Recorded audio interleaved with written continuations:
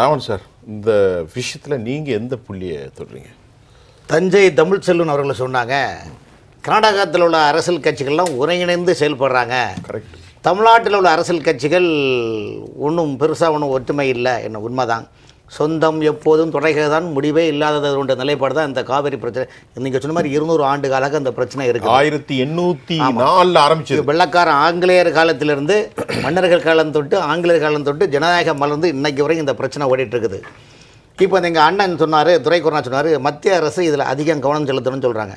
ஐயா, மத்திய அரசு இந்த 2 மாநில பிரச்சனைகளுக்காக ஒரு வழிகாட்டுதலாக குட் செயல்படாதாக அவங்க இருந்து செயல்பட முடியும் தவிர்த்து நீங்கள் அவங்க ஏன்னா அவங்க ஏதாவது ஒரு ஸ்டேட்டுக்கு ஆதரவாக செயல்பட்டால் அவங்க பிரச்சனை பண்ணுவாங்க, அதான் அரசியல். இன்னொரு ஸ்டேட்டுக்கு பட்டால் இவங்க பிரச்சனை பண்ணுவாங்க. இதுதான். அப்போ மத்திய அரசுடைய நிலைப்பாடு என்ன? அப்போ இதில் வந்து மத்திய அரசு கைட்லைன்ஸ் கொடுக்க தான் முடியும். இப்போ இன்னைக்கு நீர்வளத்துறை அமைச்சர் துரைமுருகன் சொல்கிறாரு, இந்த வடிவேலூர் படத்தில் சொல்லுவாங்க, சூனாப்பானா சுப்ரீம் கோர்ட்டே வந்தாலும் கூட ஒன்று அசைக்க முடியாதுன்னு சொல்லுவாங்க. அதே போல் அவர் சொல்கிற சைஸை பார்த்தா சூனாப்பானா நீதிமன்றம் நினச்சாலும் சரி தான், காவேரி ஆணையம் நினச்சாலும் சரி தான், எங்களை மீறி நாங்கள் ஒன்றும் பண்ண முடியாதுங்க. என்ன இது ஒரு அமைச்சர் பேச பேச்சாங்க? இது ஒரு அமைச்சர் பேச, இதுக்கு அமைச்சர் தேவையே இல்லையே.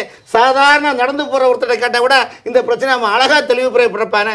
இது எப்படின்னா, கம்பராமாயணத்தில் யுத்த காண்டம்னு ஒரு கான்செப்ட் இருக்குது. கம்பராமாயணத்தில் யுத்த காண்டம் கான்செப்டில் சம்பூர்ண ராமாயணம் ஒரு படம் வந்தது. அந்த படத்தில் பார்த்தீங்களா, கேட்டி பார்வதியா பகவதினு ஒருத்தர் ராவணன் படத்தில் வருவார். மருகதாசி எழுதின பாட்டு. அதில் என்ன வசனம் வரும்னா, ராமபிரான் சொல்லுவார், உங்களுடைய நீ படை ஒரு சிறும் படையை அனுப்புனா அந்த படை வந்து என்னுடைய அடியில் வந்து பூளை பூன்னு சொல்லுவாங்க. அதாவது சிறுநீரக கல்ல கரைக்கக்கூடிய அந்த பூ, அந்த பூ எப்படி பறந்து ஓடுமோ அதே போல் நீ அனுப்பின பூ பறந்து போய் ஒன்று படை பறந்து ஓடிச்சு. இதையும் மீறி நீ வருதானா வருது உன் கையில் இருக்குன்னு சொல்லுவாங்க.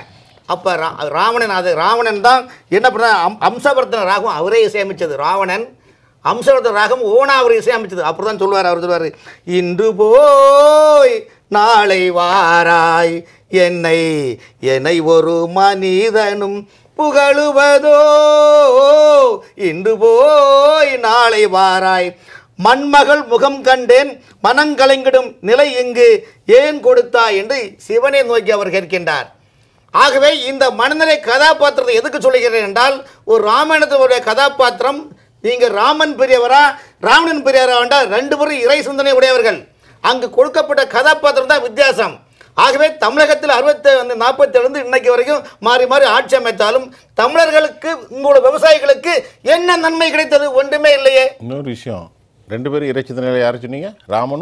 ராமனும் இறை சிந்தனையாளர் தான். ராவணன் இறை சிந்தனையாளர் தான். இன்னொரு அரபு எடுத்துக்கொண்ட விதம் தான் வேறு. ஷைத்தான் இருக்கான்ல, ஷைத்தான், அவனும் மிகப்பெரிய இறை சிந்தனையாளர். அவன் கேள்வி சொல்லல, உண்மைதான். ஷைத்தான் பெரிய இறை சிந்தனையாளர். அவன் என்ன சொன்னா, நீ என்னையும் வணங்க சொன்னான். ஆகவே இறைச்சியில மாறிட்டான், பிரச்சனை ஆயிடுச்சு. ஆகவே இந்த திமுக வந்து இன்னைக்கு இந்த துறை சார்ந்த அமைச்சர் சொன்ன அந்த வார்த்தை வந்து பாத்தீங்களா, அரசு என்ன வார்த்தைங்க, இப்படி சொல்லலாமா? அப்போ உங்களுக்கு நோக்கம் என்ன? யாரையோ கேடுக்கு போட்டா நமக்கு என்ன சார்? ஐஎன்டி இந்தியா கூட்டணி, காங்கிரஸ் கர்நாடகா, தமிழ்நாட்டில் திமுக, நீயும் அதாவது 2 பேரும் ஒன்னாதானே இருக்கிறீங்க. ஏன் பேச வேண்டியதானே? இதில் எதுக்கு மக்களை போட்டு மல்லு கட்டுறீங்க? இதுக்கு மத்திய அரசு போட்டு இழுக்கிறீங்க? ஏன் உங்களுக்கு செய்ய முடியாது? உங்களுடைய வர்த்தகம் இருக்கின்றது சார். பெங்களூர் கர்நாடகா மாநிலத்தில் பல ஆயிரம் கோடிக்கணக்கான வர்த்தகங்கள் இன்று தமிழகத்தில் ஆட்சி செய்வர்கள் நடந்து கொண்டிருக்கின்றார்கள். இல்லை என்று சொல்ல முடியுமா? அல்லது கர்நாடக மாநிலத்தினுடைய துணை முதலமைச்சர் DK சிவகுமார் மறுப்பாரா? இல்லை, ஏன்னா அவர் தான் நீர்வளத்துறை அமைச்சர். DK சிவகுமார் நீர்வளத்துறை அமைச்சர்.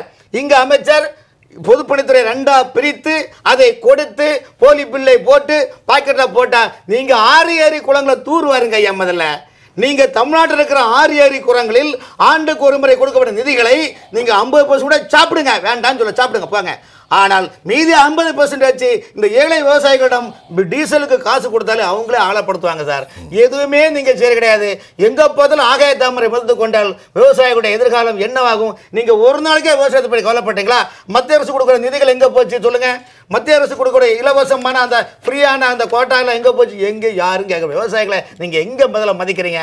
தமிழ்நாடு முழுவதும் 38 மாவட்டத்தில் ஒவ்வொரு மாதந்தோறும் சிறப்பு முகாம்னு நடத்துவாங்க. விவசாயிகளை வேளாண்மை விவசாயிகளுக்கு நடத்துவாங்க. அங்கே நடத்துகிற கூத்த பார்த்தீங்களா, ஐயா உரம் தரமாட்டாங்கிறாங்க, ஐயா மானியர்களை விதை தர மாட்டாங்கிறாங்க. கேட்டா எல்லாத்துக்கும் கமிஷன் கேட்கறான். ஐயா நான் எங்க ஐயா போய் போறேன்? இந்த ஏழை விவசாயி கலெக்டர் போய் முறையிடுகிறார். தஞ்சை நம்முடைய தமிழ்ச்செல்வன் சாருக்கு இதெல்லாம் அவருக்கு எல்லாம் தெரியும், அண்ணனுக்கு தெரியும். ஆனால் நிலைமை என்ன யாருன்னு சொல்லுது. ஆகவே இந்த அரசு இன்னைக்கு பொழுது விடிஞ்சா சரி, இன்னைக்கு ஒரு நாள் அப்படியே சமாளிச்சுட்டு ஓடிடுவோம்னு சொல்லிட்டு பொய்யான தேர்தல் வாக்குறுதி எப்படி கொடுக்கின்றார்களோ அதே போல் மேகதாது விவகாரத்தில் திமுக அரசு மிகப்பெரிய மெத்தனமான போக்கு என்னென்றால் இது முழுக்க முழுக்க அரசில் உள்நோக்கம் கொண்டது. இதைத்தான் வி.கே. சசிகலா அம்மையார் தொடர்ந்து சொல்லுகிறார். மக்களுக்கு ஆதரவாக செயல்படுங்கள், மக்கள் விரோதமான செயல்பட்டு உங்கள் வேரை வளர்க்காதீர்கள் சொல்றாங்களே, யாரு கேட்கறது சொல்லுங்க. ஆகவே இந்த அமைச்சர், நீர்வளத்துறை அமைச்சர் பொய்யான தகவல். இது விவசாயிகளுக்கு மட்டுமல்ல, டெல்டா பகுதி விவசாயிகளுக்கு நம்பிக்கை இல்லாத, அவர்கள் நம்பிக்கை நீர்த்து போகக்கூடிய செயல்பாடு தான் இன்றைய அறிக்கை. சார், முக்கியமான விஷயம், இன்னைக்கு எதிர்கட்சி தலைவர்கள்லாம் இருக்காங்க இல்லையா, அவர்களுக்கு கரிகாட்சோழனுடைய வரலாற்றுலேருந்தே சொல்லணும். என்ன சார், இப்படிலாம் இருந்திருக்கு, காவேரியில் என்னென்ன பாடல்கள் இங்கே பாடப்பட்டிருக்கு, தமிழ்நாட்டில் பூபுகார், இதெல்லாம் சொல்லி வெள்ளக்காரன் காட்சியில் பிரிட்டிஷ் ஆட்சிக்கு முன்பு இதெல்லாம் வந்து 1970 காவேரி பைனி கமிட்டி, 89 விபி சிங் வந்தது, 2007 தீர்ப்பு, 2018 தீர்ப்பு, கெசட்டில் 2013 அம்மா கொண்டு வந்தது, இன்னைக்கு வரைக்கும் அலக்கழிதா உங்களுக்கு தெரியுமா என்று உங்களுக்கு இல்லை, தெரியாது, அமைச்சருக்கு தெரியாது சார், தெரியாது. அகத்தப்படுத்தப்பட்ட நடந்தாய் வாரி காவேரி நாடெங்குமே செழிக்க நன்மையெல்லாம் குளிக்க நடந்தாய் வாரியர் காவேரி. இந்த பாட்டை ஃபுல்லாக பாட சொல்லுங்களேன். தஞ்சை தமிழ்ச்செல்வன் அவர்கள் தமிழ்நாட்டினுடைய வேளாண்மை துறையை பற்றியும் விவசாயிகளுடைய படக்கூடிய துயரங்களை பற்றியும் இதற்கு அந்த துறை சார்ந்த அமைச்சர் அன்கோக்கள் என்னென்ன பித்தலாட்டம் பண்ணுறாங்கன்னு சொல்லியிருக்காரு. ஆனால் அனைத்தும் உண்மை. காரணம் என்றால் வேளாண்மை துறை அமைச்சர் கையில் வசம் இருக்கிற துறை சார்ந்த அதிகாரிகளில் 50% அதிகாரிகள் அந்த அமைச்சருக்கு வேண்டிய வேண்டிய வேண்டிய நபர்கள் என்பது என்னுடைய பதிவு. இப்போது அண்ணன் சொன்னார் தூர் வரக்கூடிய இது ஒன்று. இன்னைக்கு 6 ஏரி குளங்கள் எல்லாமே கணக்கு அமௌண்ட் ஒதுக்குறாங்க. ஆனால் தூர் வரக்கூடிய மண் எங்கே போகுது தெரியுமா? இரவு பகலாக டாரஸ் லாரியில் அது போக வேண்டிய இடத்துல அது போக வேண்டிய இருக்குது. ஸோ இந்த சூழ்நிலையை பார்க்கும்போது மேகதாது விவகாரத்தில் கண்டிப்பாக தமிழகத்தில் உங்கள் அரசியல் கட்சி ஒருங்கிணைய போகிறதுக்கான சாத்தியக்கூறுகளும் இல்லை. அப்படி பார்க்கின்ற போது விவசாயிகளுடைய மனநிலை என்னென்னா, விவசாயிகளுடைய மனநிலை எப்படின்னா, ஏழை விதியோடு விளையாடுவார், அன்பை மலிவாக எடை போடுவார் என்று நிலைப்பாடு தான் இன்றைக்கி இந்த வரியை சொல்ல வேண்டிய சூழ்நிலை இருக்குது. தமிழ்நாடு முழுவதும் விவசாயிகள், கன்னியாகுமரி மாவட்டத்திலேருந்து திருவள்ளூர் மாவட்டம் வரைக்கும் எங்கேயுமே விவசாயிகள் நிம்மதியாக வாழ்ந்தே கிடையாது. குளங்கள் ஃபுல்லாக தூராடி, எல்லா குளமுமே அங்கே பயன்பாட்டுக்கு இல்லாமல் ஆகாய தாமரை படர்ந்து நோய்களை உற்பத்தி பண்ணக்கூடிய நிலைப்பாடுகள் அங்கு ஆளுங்கட்சியை சேர்ந்தவர்கள் அதை ஆக்கிரமித்து லேபட் போட்டு கூட்டு பட்டா பதிவு செய்யக்கூடிய காலகட்டங்கள். நீங்கள் உதாரணத்துக்கு திருவள்ளூர் மாவட்டத்தை பாருங்கள், காஞ்சிபுரம் மாவட்டத்தை பாருங்கள், நிறைய குட்டைகள் எல்லாம் ஆக்கிரமித்து பட்டா போட்டு கள்ளத்தனம் விற்பனை பண்ணக்கூடிய சூழ்நிலையில் இருந்து கொண்டிருக்கின்றது. ஆகவே விவசாயிகளை காக்க வேண்டுமானால் அதிமுக ஆட்சி மலர வேண்டும். அதிமுக ஆட்சி வர வேண்டுமானால் அதிமுக தலைவர்களுடைய ஒற்றுமை வர வேண்டும். அந்த ஒற்றுமையை மக்கள் எதிர்பார்க்கின்றார்கள், தொண்டர்கள் எதிர்பார்க்கின்றார்கள் என்பது என்னுடைய பதிவு.